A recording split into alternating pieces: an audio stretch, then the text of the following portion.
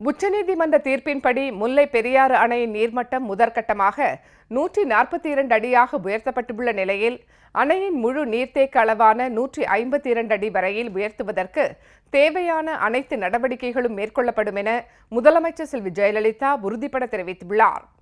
முல்லை பெரியாறு அணை பிரச்சினையை தமது சொந்த பிரச்சினையாக கருதி தாம் மேற்கொண்ட பல்வேறு முயற்சிகளின் பலனாகவே இந்த வெற்றி கிடைத்துள்ளதாகவும் இது மக்களுக்கும் விவசாயிகளுக்கும் கிடைத்துள்ள மகத்தான வெற்றி என்றும் முதலமைச்சர் செல்வி ஜெயலலிதா பெருமிதத்துடன் குறிப்பிட்டுள்ளார். முல்லை பெரியாறு அணை நீர்மட்டத்தை முதற்கட்டமாக 142 அடியாக உயர்த்துவதற்கான வரலாற்று சிறப்புமிக்க உச்சநீதிமன்ற தீர்ப்பை பெற்று அதனை நடைமுறைப்படுத்தியுள்ள முதலமைச்சர் செல்வி ஜெயலலிதாவுக்கு முல்லை பெரியாறு பாசன விவசாயிகள் சார்பில் மதுரையில் நேற்று பிரம்மாண்டமான நன்றி தெரிவிக்கும் விழா நடைபெற்றது. விழாவில் பங்கேற்று ஏற்புரையாற்றிய முதலமைச்சர் செல்வி ஜெயலலிதா, முந்தைய மைனாரிட்டி திமுக ஆட்சியில் முல்லை பெரியாறு அணையின் நீர்மட்டத்தை உயர்த்துவதற்கு எந்த நடவடிக்கையும் எடுக்காமல் சுயநல அரசியல் நோக்கத்துடன் தமிழகத்திற்கும் தமிழக மக்களுக்கும் கருணாநிதி இழைத்த துரோகங்களை விளக்கமாக எடுத்துரைத்தார். முல்லை பெரியாறு பிரச்சினை உட்பட அனைத்து நதிநீர் பிரச்சினைகளிலும் தமிழகத்தின் நலன்களையும் உரிமைகளையும் உறுதிப்பட நிலைநாட்ட தொடர்ந்து தாம் மேற்கொண்ட நடவடிக்கைகள் குறித்து முதலமைச்சர் விவரித்தார். முல்லை பெரியாறு அணை பிரச்சினையில் உச்சநீதிமன்றத்தின் தீர்ப்பு தமிழக விவசாய பெருமக்களுக்கும் பொதுமக்களுக்கும் கிடைத்த மகத்தான வெற்றி என்றும் முதலமைச்சர் பெருமிதத்துடன் குறிப்பிட்டார். இந்த இனிய விழாவில் தலைமை உரையாற்றிய கம்பம் பள்ளத்தாக்கு நீரினை பயன்படுத்துவோர் சங்கத்தின் நிர்வாக உறுப்பினர் திரு வே கிருஷ்ணமூர்த்தி அவர்களே, வரவேற்புரையாற்றிய பெரியார் பாசன விவசாயிகள் சங்கத்தின் பகிர்மான குழு தலைவர் திரு இரா அருள் பிரகாசம் அவர்களே, வாழ்த்துரை வழங்கிய வைகை பாசன விவசாயிகள் சங்கத்தின் ராமநாதபுரம் மாவட்ட செயலாளர் திரு எம் மதுரை வீரன் அவர்களே, தமிழக விவசாயிகள் சங்கத்தின் மதுரை மாவட்ட செயலாளரும் இங்கே யாரும் எதிர்பாராத வண்ணம் மிகவும் எழுச்சிமிகு உரையை ஆற்றி பெரிய கலக்காக கலக்கிய திரு பனையூர் அழகு சேர்வை அவர்களே, அகில இந்திய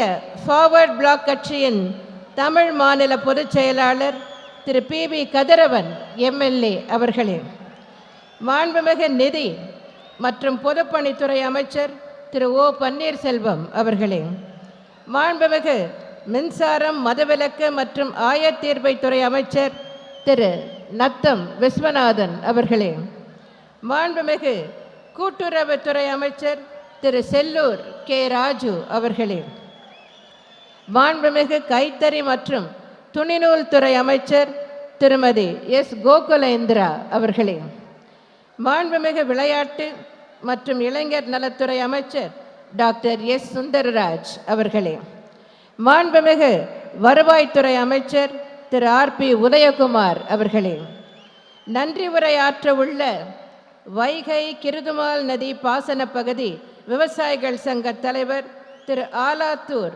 கே கோவிந்தன் அவர்களே, மாண்புமிகு அமைச்சர் பெருமக்களே, நாடாளுமன்ற சட்டமன்ற உறுப்பினர்களே, உள்ளாட்சி அமைப்புகளின் பிரதிநிதிகளே, முல்லை பெரியார் அணை பிரச்சினையில் எனது தலைமையிலான அரசின் நடவடிக்கைகளுக்கு உறுதுணையாக இருந்த எனது அருமை விவசாய பெருங்குடி மக்களே,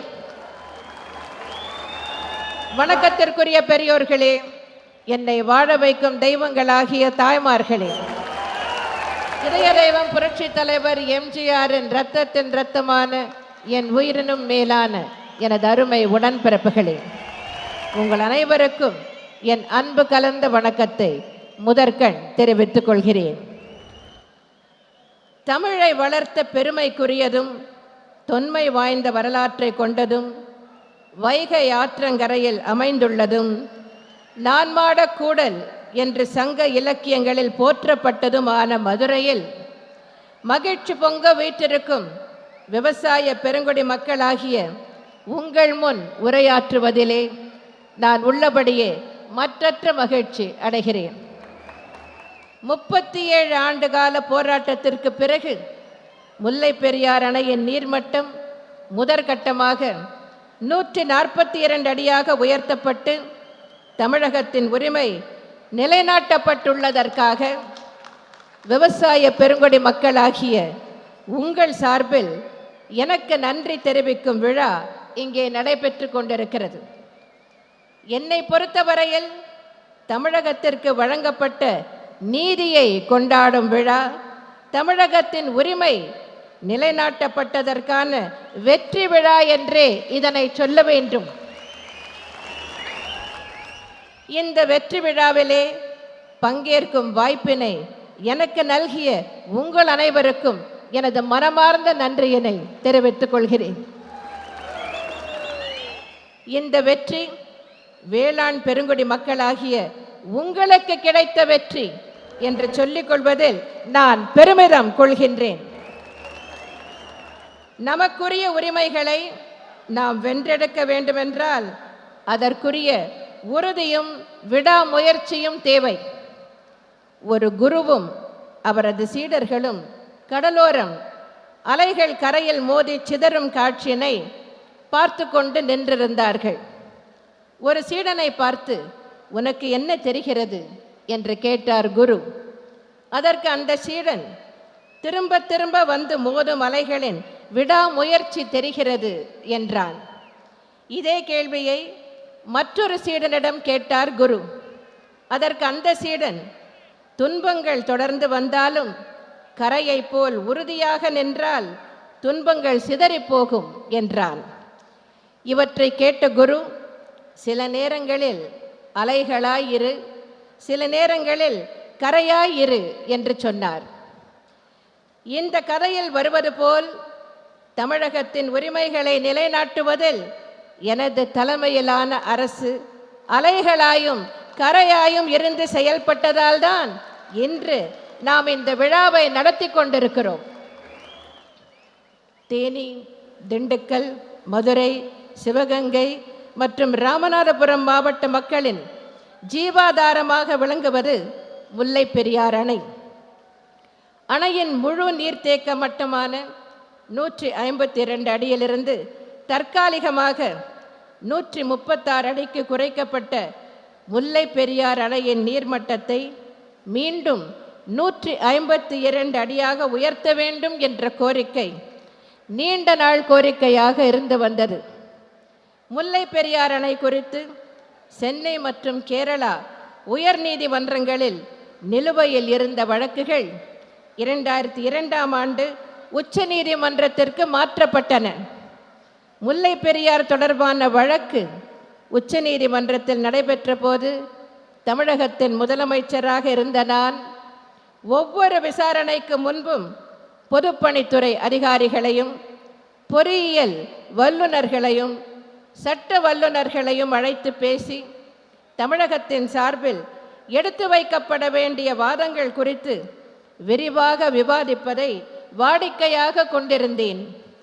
தமிழக அரசின் சார்பில் அப்போது உச்சநீதிமன்றத்தில் எடுத்துரைக்கப்பட்ட வலுவான வாதங்களின் அடிப்படையில் 2006ஆம் ஆண்டு பிப்ரவரி மாதம் உச்சநீதிமன்றம் தனது தீர்ப்பினை வழங்கியது. அந்த தீர்ப்பில் முல்லை பெரியார் அணையின் நீர்மட்டத்தை 136 அடியிலிருந்து முதற்கட்டமாக 142 அடிக்கு நீரை தேக்கி வைத்துக் கொள்ளலாம் என்றும் அணையினை பலப்படுத்தும் மீதமுள்ள பணிகளை மேற்கொள்ளலாம் எனவும் இப்பணிகளை மேற்கொள்வதற்கு தமிழ்நாடு அரசிற்கு கேரளா அரசு முழு ஒத்துழைப்பு கொடுக்க வேண்டும் என்றும் உச்சநீதிமன்றம் தெரிவித்திருந்தது. மேலும் மீதமுள்ள பலப்படுத்தும் பணிகள் முடிக்கப்பட்டவுடன் தனிப்பட்ட நிபுணர்கள் ஆய்வு நடத்தி அணையின் முழு நீர்த்தேக்க மட்டமான 152 அடிக்கு உயர்த்துவது குறித்து முடிவு செய்வார்கள் என்றும் உச்சநீதிமன்றம் தீர்ப்பளித்திருந்தது. உச்சநீதிமன்றத்தின் இந்த தீர்ப்பினை அவமதிக்கும் வகையில் முல்லை பெரியார் அணையின் நீர்மட்டம் 136 அடி என நிர்ணயம் செய்து ஒரு சட்ட திருத்தத்தை கேரளா அரசு கொண்டு வந்தது. இந்த சட்ட திருத்தம் செல்லத்தக்கதல்ல என உத்தரவிட வேண்டும் என்று கோரி 2006ஆம் ஆண்டு மார்ச் மாதம் உச்சநீதிமன்றத்தில் எனது தலைமையிலான தமிழ்நாடு அரசின் சார்பில் ஒரு வழக்கு தாக்கல் செய்யப்பட்டது. இதற்கிடையில் தமிழ்நாடு சட்டமன்ற பேரவைக்கான பொது தேர்தல் அறிவிக்கப்பட்டு தேர்தல் பிரச்சாரத்தில் அரசியல் கட்சிகள் மும்முரமாக ஈடுபட்டு வந்தன. அந்த தேர்தல் பிரச்சாரத்தின் போது காங்கிரஸ் மற்றும் திமுக சார்பில் வைக்கப்பட்ட வாதம் என்ன என்பதை நீங்கள் இப்போது நினைவுபடுத்திக் கொள்ள வேண்டும். மத்தியிலே காங்கிரஸ் ஆட்சி நடைபெற்று கொண்டிருந்தது. அந்த ஆட்சியில் திமுகவும் அங்கம் வகித்தது.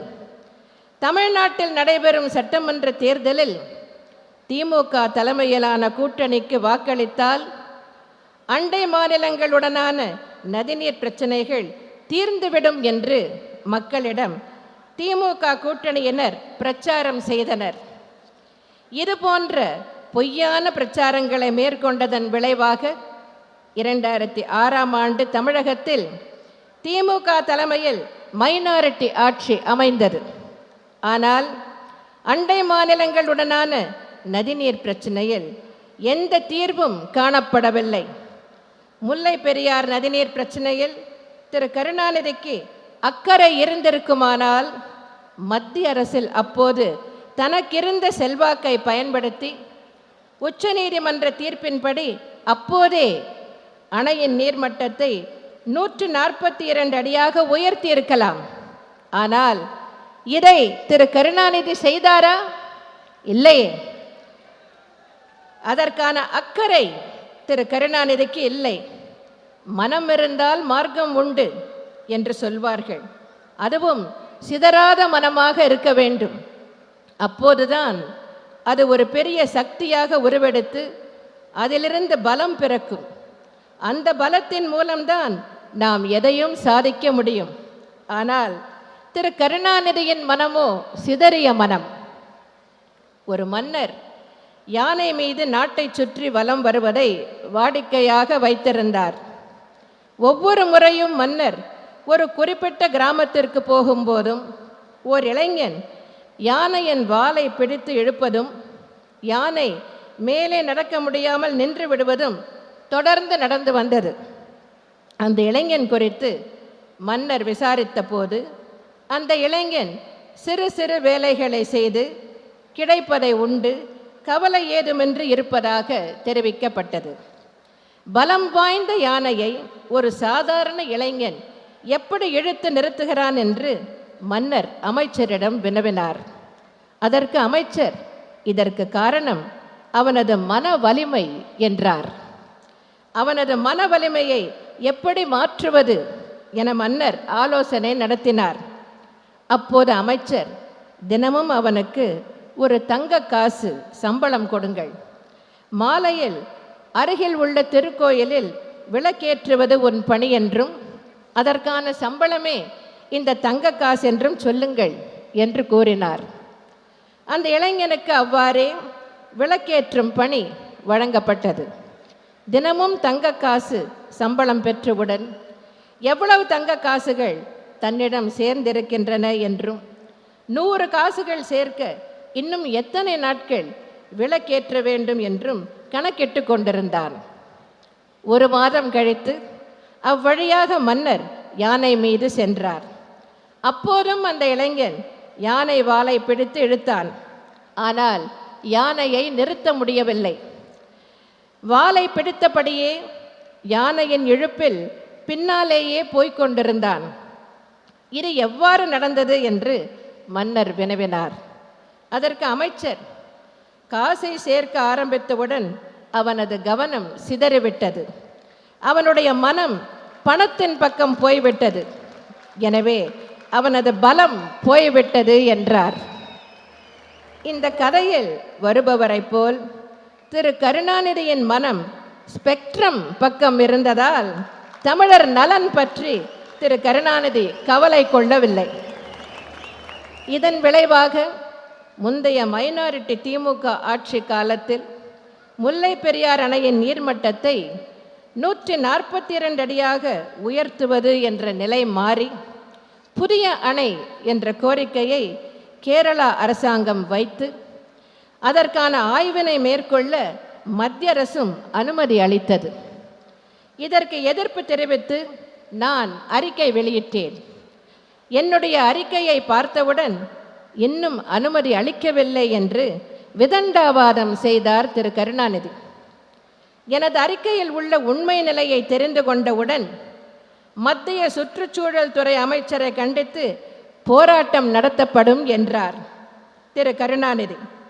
பின்னர் ஒரு அந்தர்பல்ட்டி அடித்தார். கேரள அரசை கண்டித்து பொதுக்கூட்டம் நடத்தப்படும் என்றார். கடைசியாக அதையும் கை கழுவி விட்டார் திரு கருணாநிதி. இதுதான் முல்லை பெரியார் அணை பிரச்சனையில் முந்தைய மைனாரிட்டி திமுக அரசு நிகழ்த்திய சாதனை. இல்லை இல்லை, வேதனை. உதவி செய்கிறோம் என்று சொல்லி உபத்திரவத்தை கொடுத்த ஆட்சி முந்தைய மைனாரிட்டி திமுக ஆட்சி. ஆட்சியில் அமர வைத்த தமிழக மக்களுக்கு துன்பத்தையே கொடுத்த ஆட்சி முந்தைய மைனாரிட்டி திமுக ஆட்சி. தமக்கு வாழ்வளித்தவர்கள் தமிழர்கள் என்பதை முற்றிலும் மறந்துவிட்டு தன் குடும்ப நலத்திற்காக தமிழினம் அழிய உறுதுணையாக இருந்ததோடு மட்டுமல்லாமல் தமிழர்களின் உரிமை பிரச்சனைகளிலும் தட்டி கழிக்கும் போக்கையே கடைபிடித்து வந்தார் திரு மு கருணாநிதி. உண்ட வீட்டுக்கு ரெண்டகம் நினைப்பது என்ற பழமொழிக்கேற்ப திரு கருணாநிதியின் செயல்பாடு அமைந்திருந்தது. ஒரு ஏழையின் சிரிப்பை காண விரும்பிய கடவுள் அந்த ஏழையின் முன் தோன்றி உனக்கு என்ன வேண்டும் என்று கேட்டார். அதற்கு பணம், செல்வம், தங்கம், வைரம் என்று ஆசையோடு கூறினான் அந்த ஏழை. உடனே கடவுள் தனது வலது கை சுட்டு விரலை நீட்டினார். அங்கிருந்த பீரோ தங்கமாக மாறியது. ஆனால் ஏழை எதுவும் பேசாமல் நின்று கொண்டிருந்தான். கடவுள் மறுபடியும் விரலை நீட்ட அங்கிருந்த மேஜை தங்கமானது. அப்போதும் அந்த ஏழைக்கு திருப்தி ஏற்படவில்லை. உடனே கடவுள் அந்த அறையில் இருந்த அத்தனை பொருட்களையும் வேக வேகமாக தங்கமாக்கினார். அப்போதும் அந்த ஏழை சிரிக்கவில்லை. சோர்ந்து போன கடவுள் இன்னும் உனக்கு என்னதான் வரம் வேண்டும் என்று கேட்டார். அதற்கு அந்த ஏழை எனக்கு அந்த விரல் வேண்டும் என்றான். அந்த ஏழையின் பேச்சை கேட்டதும் கடவுள் மயங்கி விழுந்து விட்டார். இந்த கதையில் வருவதைப் போல் வாழ்வளித்த தமிழர்களை அழிக்க நினைத்தவர் திரு கருணாநிதி என்பதை நீங்கள் மறந்து விடாதீர்கள். நான் அப்போது எதிர்க்கட்சி தலைவராக இருந்தாலும் காவேரி நதிநீர் பிரச்சனை, முல்லை பெரியார் அணை பிரச்சனை, ஒகேனக்கல் கூட்டு குடிநீர் திட்ட பிரச்சனை, பாலாறு நதிநீர் பிரச்சனை ஆகியவற்றை உன்னிப்பாக கவனித்து அறிக்கைகளை வெளியிட்டதோடு பல போராட்டங்களையும் நடத்தி தமிழர் நலன் காக்கும் நடவடிக்கைகளை அப்போதைய மைனாரிட்டி திமுக அரசு எடுக்க காரணமாக இருந்தேன். இது பற்றி ஒரே ஒரு உதாரணத்தை உங்களிடம் எடுத்து கூற விரும்புகிறேன். முல்லை பெரியார் அணை பிரச்சனையை விசாரித்து கொண்டிருந்த உச்சநீதிமன்றம் இது குறித்து ஆய்வு மேற்கொள்வதற்காக உச்சநீதிமன்ற முன்னாள் தலைமை நீதிபதி டாக்டர் ஏஎஸ் ஆனந்த் தலைமையில் ஒரு குழுவினை அமைத்து 2010ஆம் ஆண்டு உத்தரவிட்டது. உச்சநீதிமன்ற தீர்ப்பின்படி தமிழ்நாட்டின் சார்பில் அந்த குழுவில் ஒரு பிரதிநிதியை தமிழ்நாடு அரசு நியமிக்க வேண்டும். ஆனால் அப்போதைய மைனாரிட்டி திமுக அரசு என்ன செய்தது? தமிழ்நாட்டின் சார்பில் பிரதிநிதியை நியமிக்க வேண்டிய தேவையில்லை என 2010ஆம் ஆண்டு பிப்ரவரி மாதம் நடைபெற்ற திமுக பொதுக்குழுவில் தீர்மானம் நிறைவேற்றப்பட்டது. இது என்ன, திமுகவின் உட்கட்சி பிரச்சனையா? இது குறித்து சட்டமன்றத்தில் அல்லவா விவாதித்து முடிவெடுத்திருக்க வேண்டும். தமிழ்நாட்டின் சார்பில் உச்சநீதிமன்ற குழுவில் யாரும் நியமிக்கப்படவில்லை என்றால் உச்சநீதிமன்றத்தின் முந்தைய தீர்ப்பிற்கு எதிரான கேரளா அரசின் திருத்திய சட்டத்தை தமிழக அரசு ஆதரிப்பதாக அர்த்தமாகிவிடாதா? தமிழகத்தின் வாதங்களை எடுத்து வைக்க முடியாத ஒரு சூழல் ஏற்படாதா? தமிழகத்தின் சார்பில் சொல்வதற்கு ஒன்றுமில்லை என்று உச்சநீதிமன்றம் எடுத்துக்கொள்ளாதா? இதன் விளைவாக உச்சநீதிமன்றத்தின் இறுதி தீர்ப்பு தமிழ்நாட்டிற்கு எதிராக அமைந்து விடாதா? என கேள்விகளை எழுப்பி ஒரு விரிவான அறிக்கையினை நான் அப்போது வெளியிட்டேன். அதன் பின்னர்தான் வல்லுநர் குழுவில் தமிழ்நாட்டின் சார்பில் உச்சநீதிமன்ற முன்னாள் நீதிபதி டாக்டர் ஏஆர் லட்சுமணன் நியமிக்கப்பட்டார் என்பதை உங்களுக்கு நினைவுபடுத்த விரும்புகிறேன். மீண்டும் நான் ஆட்சி பொறுப்பை ஏற்ற பின்னர் இதன் தொடர்ச்சியாக உச்சநீதிமன்றத்தால் நியமிக்கப்பட்ட குழு முன்பு தமிழகத்தின் சார்பில் வலுவான நியாயமான சட்டப்பூர்வமான வாதங்கள் எடுத்து வைக்கப்பட்டன. தமிழக அரசின் சார்பில் வைக்கப்பட்ட வலுவான வாதங்களின் அடிப்படையிலும் ஆய்வுகளின் அடிப்படையிலும் குழு தனது அறிக்கையினை உச்சநீதிமன்றத்தில் 2012ஆம் ஆண்டு ஏப்ரல் மாதம் சமர்ப்பித்தது.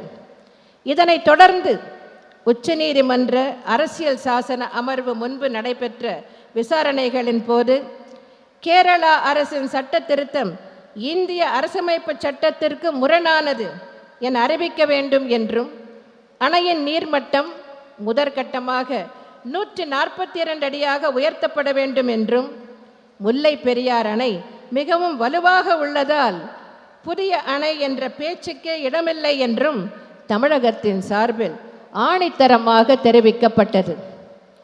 தமிழகத்தின் சார்பில் எடுத்துரைக்கப்பட்ட வாதங்களின் உண்மை நிலையையும் ஆய்வு அறிக்கையினையும் அடிப்படையாக கொண்டு 5 நீதிபதிகள் கொண்ட உச்சநீதிமன்ற அரசியல் சாசன அமர்வு பொன் எழுத்துக்களால் பொறிக்கப்பட வேண்டிய வரலாற்று சிறப்புமிக்க தீர்ப்பினை நமக்கு கடந்த மே மாதம் வழங்கியது. அந்த தீர்ப்பில் கேரளா அரசின் திருத்தச் சட்டம் முல்லை பெரியார் அணையை பொறுத்தவரையில் அரசமைப்பு சட்டத்திற்கு முரணானது என்றும் 2006ஆம் ஆண்டைய உச்சநீதிமன்ற தீர்ப்பின்படி முல்லை பெரியார் அணையின் நீர்மட்டத்தை 142 அடியாக உயர்த்தி கொள்ளலாம் என்றும் இதற்கு கேரளா அரசு குறுக்கீடு ஏதும் செய்யக்கூடாதென்றும் தமிழ்நாடு அரசு அணையின் பராமரிப்பு மற்றும் வலுப்படுத்தும் பணிகளை மேற்கொள்ளலாம் என்றும் உச்சநீதிமன்றம் தெளிவாக கூறியுள்ளது. மேலும் மத்திய நீர்வள குழுமம் தமிழ்நாடு மற்றும் கேரளா மாநிலங்களின் சார்பில் நியமிக்கப்படும் 3 உறுப்பினர்கள் கொண்ட குழு அணையின் நீர்மட்டம் 142 அடியாக உயர்த்தப்படுவதை மேற்பார்வையிட வேண்டும் என்றும் உச்சநீதிமன்றம் உத்தரவிட்டது. உச்சநீதிமன்ற தீர்ப்பினை தொடர்ந்து மூவர் குழுவினை அமைக்குமாறு மத்திய அரசை நான் தொடர்ந்து வலியுறுத்தியதன் விளைவாக மூவர் குழு அமைக்கப்பட்டது. இந்த மூவர் குழுவின் மேற்பார்வையில் கடந்த 17/7/2014 அன்று முல்லை பெரியார் அணையின் 142 அடி வரை தண்ணீர் தேக்கும் வகையில் அணையின் அடைப்பான்கள் அதாவது ஷட்டர்ஸ் கீழே இறக்கப்பட்டன. இதன் மூலம் தமிழகத்தின் உரிமை நிலைநாட்டப்பட்டுள்ளது. சூழாமல் தானே முடிவெய்தும் தம் குடியை தாழாது ஞற்றுபவர்க்கு என்றார் வள்ளுவர். அதாவது தம்மை சார்ந்த குடிகளின் உயர்வுக்காக காலம் தாழ்த்தாமல் முயற்சிகளை தளராது செய்து கொண்டிருப்பவர்களுக்கு வெற்றிகள் தாமாகவே கைகூடி வரும் என்பது இதன் பொருள். என்னை பொறுத்தவரை தமிழக மக்கள்தான் என் மக்கள்.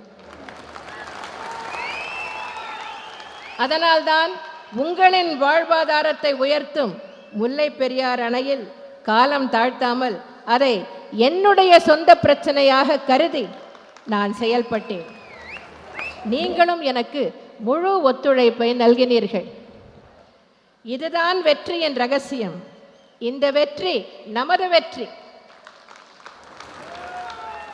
உச்சநீதிமன்ற தீர்ப்பின்படி முல்லை பெரியார் அணையில் மீதமுள்ள பலப்படுத்தும் பணிகள் முடிக்கப்பட்ட பின்னர் அணையின் முழு நீர்த்தேக்க மட்டமான 152 அடி வரையில் உயர்த்துவதற்கான நடவடிக்கைகள் எடுக்கப்படும் என்பதை இந்த தருணத்தில் உறுதிப்பட தெரிவித்துக் கொள்கிறேன். உங்கள் வாழ்வு உயர, விவசாயிகள் வாழ்வு வளர, அனைத்து தமிழர்கள் வாழ்வு உயர இடையறாது உழைத்து கொண்டே இருப்பேன் என்பதை தெரிவித்துக் கொண்டு